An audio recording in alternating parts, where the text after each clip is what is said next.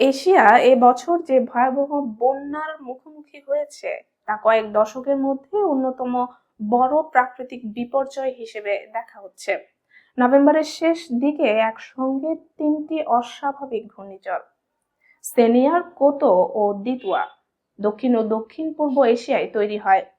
সুমাত্রার নিরক্ষীয় অঞ্চলে সেনিয়ারের সৃষ্টি, ভিয়েতনাম ফিলিপাইনের জলসিক্ত ভূমিতে অতিবৃষ্টি এবং শ্রীলঙ্কায় দিতুয়ার অস্বাভাবিক আঘাত সব মিলিয়ে বন্যা দ্রুত ভয়ঙ্কর রূপ নেয়।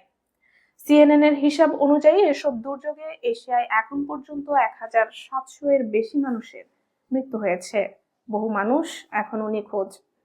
ভিয়েতনামে বিশ্বের দ্বিতীয় সর্বোচ্চ 24 ঘন্টার বৃষ্টির রেকর্ড হয়েছে, আর সুমাত্রায় একাই প্রাণ হারিয়েছেন 883 জন। বিজ্ঞানীরা বলছেন, অস্বাভাবিক ঝড় বৃষ্টি ও পরপর দুর্যোগ জলবায়ু পরিবর্তনেরও স্পষ্ট প্রভাব। তাপমাত্রা বাড়ায় ঝড় শক্তিশালী হচ্ছে, বাতাসে আর্দ্রতা বেড়ে হচ্ছে অতিবৃষ্টি। তাদের মতে ভবিষ্যতে এমন বিপর্যয় আরো ঘন ঘন দেখা যাবে, তাই অবকাঠামো ও মানুষের জন্য এখনই প্রস্তুতি নেওয়া জরুরি।